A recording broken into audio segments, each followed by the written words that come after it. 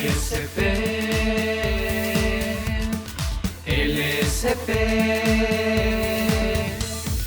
laicos servidores de la palabra de Dios. Estimados hermanos, laicos servidores de la palabra, a todos los hermanos que forman esta gran familia de los misioneros servidores de la palabra, les damos un saludo, deseándoles la paz del Señor resucitado, muchas bendiciones en estas fiestas pascuales. La presente emergencia de salud en la que el mundo está envuelta nos obliga a un discernimiento fundamental para nuestras vidas. La primera pregunta que tiene que surgir en nosotros es: ¿qué nos está diciendo Dios con esto? ¿Qué es lo que quiere de nosotros? Esta es la actitud siempre cristiana de cuestionarse frente a las realidades de la vida. No podemos dejar de escuchar al Señor, de oír su palabra y de esforzarnos en darle una respuesta. Nosotros sabemos que Dios habla a través de los acontecimientos de la vida, que si bien Él, es verdad, no ha enviado estos males, lo que sí podemos decir es que son el resultado de acciones del hombre en su relación con la creación en general, con muchos de los aspectos de la vida. El hombre en alguna medida ha provocado esto. Si bien no se puede afirmar que alguien generó algo como este virus que tanto ha dañado al mundo, pero sí en alguna medida es producto de la forma como el hombre se ha desempeñado en general frente a la creación, frente al mundo, frente a las personas. Para nosotros los evangelizadores, esos tiempos ciertamente han sido desconcertantes. Para nosotros deberían de ser tiempos de mucha actividad evangelizadora. Sin embargo, no ha sido posible hasta el punto de que se han tenido que suspender diversidad de apostolados y llegamos al caso de que algunos ya en misiones, como los portadores de la pan de la palabra, tuvieron que ser devueltos a México, a pesar incluso de que ya se encontraban en los lugares de misión. Por otra parte, los tiempos fuertes como Cuaresma, la celebración del misterio pascual de Cristo, lo que llamamos la Semana Santa, y ahora la cincuentena pascual, los hemos tenido que vivir en una cuarentena, es decir, hemos tenido que estar encerrados. ¿Por qué esto? ¿Qué es lo que Dios nos está queriendo decir con todo esto? No nos hemos recluido por gusto personal. Estamos así por exigencias del ambiente, por responsabilidad frente al ambiente. Hemos tenido que acatar las disposiciones de las conferencias episcopales, incluso de la misma Santa Sede y de la sociedad civil que ha pedido que se tenga precaución, que no se vuelva fuentes de contagios, y hemos querido participar de esto. No ha sido un capricho, no ha sido miedo a la realidad, ha intentado ser una respuesta prudente y responsable. Pero, ¿qué es lo que quiere Dios de nosotros entonces? ¿Qué nos pide con todo esto? Hermanos laicos, servidores de la palabra, quiero compartirles este mensaje y reflexión para que de aquí tratemos todos, cada uno, de encontrar qué es eso lo que Dios nos pide a nivel personal y a nivel comunitario. Por mi parte les comparto esto que siento que el Señor nos pide como mensajeros del Evangelio, como cristianos, en un mundo ante una situación que hace unas semanas no esperábamos. Como primera cosa, pienso que el Señor nos pide un tiempo de recogimiento, de meditación, de oración y contemplación. Es muy seguro que el Señor nos pide una actitud profundamente espiritual. Y al decir una actitud profundamente espiritual, me refiero a una disposición a interiorizar en nuestras vidas a la luz del Espíritu Santo, dando un espacio al Espíritu para mejorar nuestra vida cristiana. Esto debe traer como una consecuencia una conversión y una renovación de nuestra identidad cristiana misionera. Es una buena oportunidad para que meditando, orando, contemplando la realidad presente de nuestras vidas y del modo como estamos sirviendo, esto nos ayude a dar un paso más en la conversión, que quiere decir un acercamiento más a Dios y un propósito de mayor respuesta. Se trata de interiorizar, que el Espíritu nos ilumine, nos haga ver la realidad de nuestras vidas. Parece ser un alto necesario que nos puede ayudar mucho en el porvenir en lo que se refiere a nuestra experiencia espiritual. Por otra parte, pienso que como una segunda cosa, el Señor nos pide que aprovechemos este tiempo como tiempo de discernimiento vocacional y apostólico. Sí, tenemos que hablar de vocación sobre todo, porque la experiencia de la palabra de Dios es por naturaleza una experiencia 100% vocacional para todos. Ante todo, cuando Dios nos comunicó su palabra, lo que hizo fue llamarnos a la fe, llamarnos a una relación con Él que fue derivando poco a poco en una relación de servicio apostólico. Él llama a través de su palabra y por ella camina con los suyos para darle sentido a todo lo que tienen que enfrentar. Recordemos el célebre relato de los caminantes discípulos que van de regreso a Emaús. Estos que iban desconcertados son iluminados por la palabra de Dios y les explica muchas cosas en el camino y ellos lo comprenden. Dios los acompaña y de esta manera su vocación se renueva, se refresca el llamamiento y sus corazones arden ante la palabra de Jesús. Quiere decir que el Señor busca que nuestras vocaciones cristianas se llenen de frescura y de fuego que caliente el corazón. Ahora más que nunca se necesitará con el tiempo vocaciones vivas, frescas, cálidas en la fuerza del Señor para poder responder a los retos que se nos presentan delante. Por otra parte, también está el discernimiento apostólico. El discernimiento apostólico es crucial, porque pensemos que el mundo seguramente no va a ser igual después de esta emergencia de salud. Algunas cosas van a cambiar desde costumbres. Es posible que tenga que cambiar costumbres de saludos y de algunos detalles que se les puede llamar culturales. Pero habrá otros cambios también. Tenemos que ser conscientes de que la configuración de las sociedades marcará la estrategia y la intensidad que deberemos aplicar en la labor evangelizadora. ¿Qué nuevas estrategias? ¿Cómo abordar un mundo que cambiará, que ya no será tan fácil o se cuidará mucho el contacto por el problema de los contagios? ¿Qué es lo que deberemos hacer para poder llevar la palabra de Dios a los hermanos? ¿Estarán más controlados los accesos a las residencias, a las casas? ¿Se generará una mayor desconfianza? No lo sabemos. El hecho es que muchos están de acuerdo, una gran mayoría, sobre todo de analistas, que el mundo no será igual después de todo esto. Entonces, habrá que dar un paso adelante y apostólicamente ajustarnos a los tiempos que vienen. Un tercer punto me parece muy importante considerar que son tiempos de oportunidades para mejorar y crecer. El Papa Francisco, teniendo algún encuentro con un grupo de consagrados en su viaje a Egipto, les habló diciéndoles que los momentos de dificultad para unos son motivos de queja, de miedo y de parálisis. Para algunos las dificultades son motivos para llorar e incluso para buscar otros culpables, echar la culpa a otros. Para otros es oportunidad de afrontar obstáculos que los hacen crecer y los capacitarán mejor. Nosotros deberemos de ver en estas dificultades, incluso aunque para algunos debe ser complicado el hecho del trabajo, de no poder tener tanta facilidad al trabajo como antes, el acceso a las necesidades primarias, sin duda debe de ser algo muy difícil. Pero el Señor tiene que ayudarnos para encontrar los caminos, mejorar actitudes e incluso también a mejorar el sentido hasta del ahorro, pensando a futuro que pueden venir situaciones como estas y cuidar un ahorro que pueda prepararse para tiempos difíciles. Nuestra vida tiene que ser purificada y esta purificación debe redundar en una madurez en estas circunstancias difíciles. Tenemos que llegar a ser cristianos limpios, convertidos, purificados de nuestras fallas, dar paso adelante y madurar en la fe para poder ser mejores ante el mundo, porque no hay duda de esto. El mundo necesita cristianos cada vez más santos, que incidan más, que influyan más, que no nos limitemos a ser buenos cristianos que tratan de portarse bien, sino que empecemos a ser verdadero fermento en la masa, que seamos como levadura en la masa. Recuerden ustedes que ese es el sentido del cristianismo que nos transmitió Jesús, que seamos como la levadura en la masa que la hace fermentar. Así que no tendremos que quedarnos solamente con ser buenos, cumplir y suficiente. Por otra parte, San Pablo nos recuerda que Dios interviene en todas las cosas para el bien de quienes lo aman. Esto nos lo dice en la carta a los Romanos 8:28.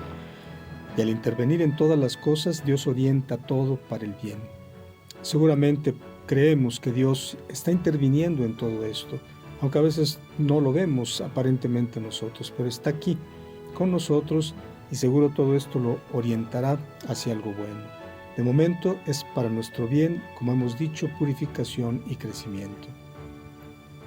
Recuerden ustedes que las catástrofes sufridas por el pueblo de Dios y por la humanidad que nos reporta la Sagrada Escritura no han sido simplemente castigos por el pecado, no han sido reacciones violentas de Dios ante la maldad del hombre, han sido ante todo medios de purificación y de sanación de la humanidad.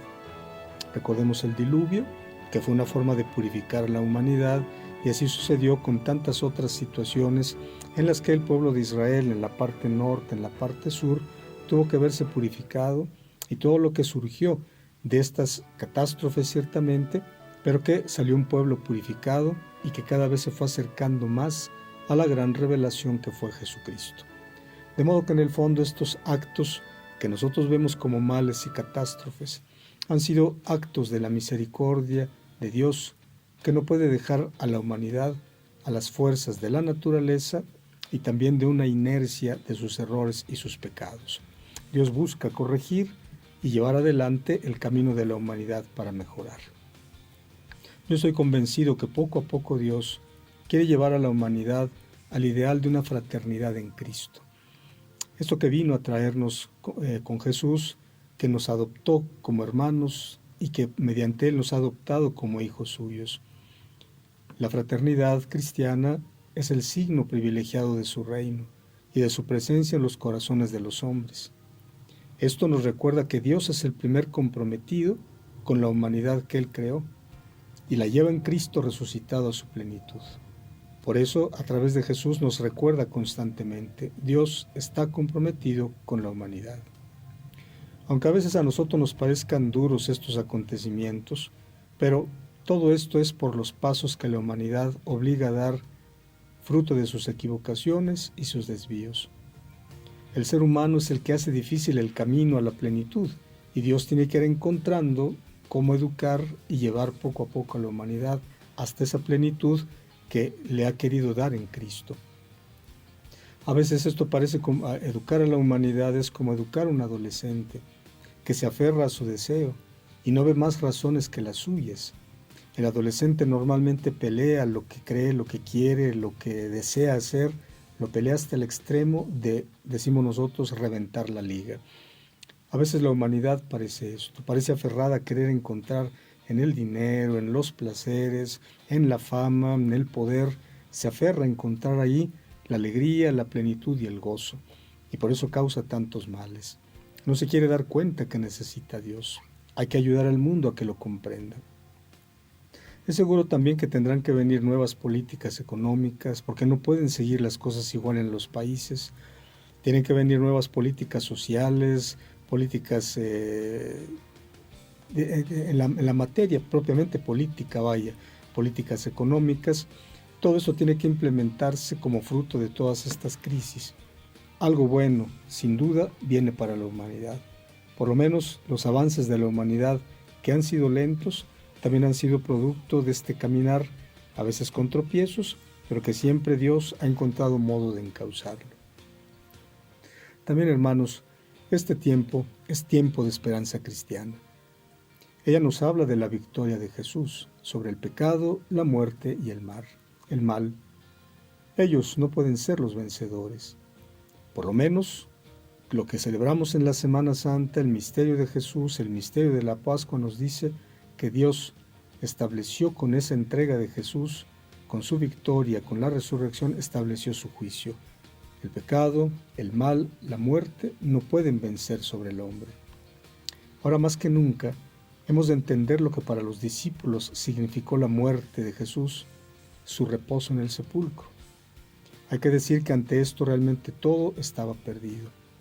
Lo mataron, ya nada se podía hacer, porque Jesús murió de verdad, estaba muerto, todo se había perdido. La pesadumbre de los discípulos de Emaús es un signo de esto.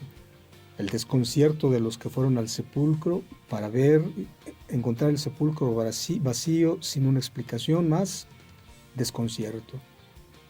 Recordemos a Tomás, la duda de Tomás, aunque a pesar del testimonio de sus compañeros, yo no creeré, no creo en apariciones, yo quiero ver, tocar, yo quiero certificar.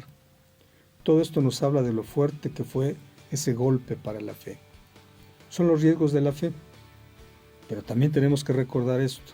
La resurrección llegó como una fuerza vital, con la fuerza de una alegría inmensa al ver que todo lo que había hecho y había dicho Jesús era realmente como Él lo comunicó. De manera que entonces nosotros creemos en la resurrección, creemos que de ella viene la fe, la esperanza. La resurrección es su fuente. Por ella tenemos la certeza de que Dios está inmerso en el mundo y desde ahí se levantará todo con el poder de la vida nueva, aunque todo parezca perdido. No podemos nosotros quedarnos con temor, con el desconcierto. Tenemos que creer que el Señor se mueve entre nosotros.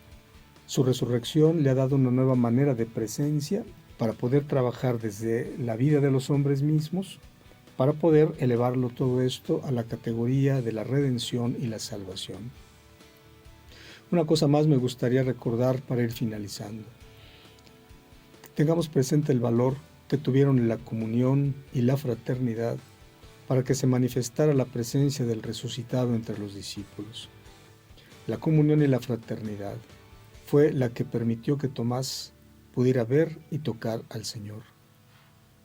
Tomás estuvo ausente de la reunión, nos narra el Evangelio de San Juan, en una de las reuniones de los discípulos él no estuvo, y al no estar no pudo verlo, y le costó creer. Pero cuando estuvo con sus hermanos a la siguiente semana, cuando estuvo entre ellos, el resucitado se presentó. Lo invitó a tocarlo. Él pudo comprobar que lo que decían sus hermanos era verdad. En esto ayudó la comunión y la fraternidad.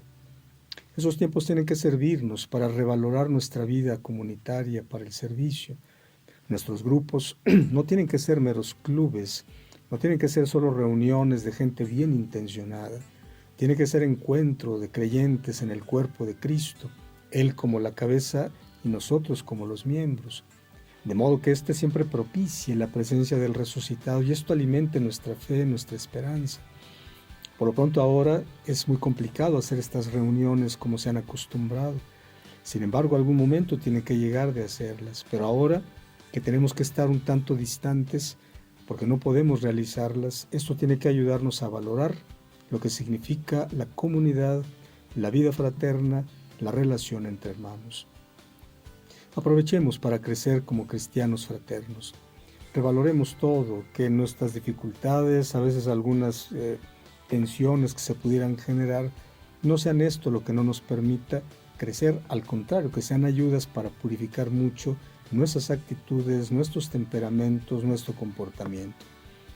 También quiero exhortarlos a que aprovechen para intensificar la oración. Los tiempos de crisis son tiempos para intensificar la oración, para ahondar en la escucha y la meditación de la palabra de Dios, para la revisión incluso de las actividades evangelizadoras que hemos hecho hasta ahora, cómo lo hemos hecho, cómo podremos mejorar.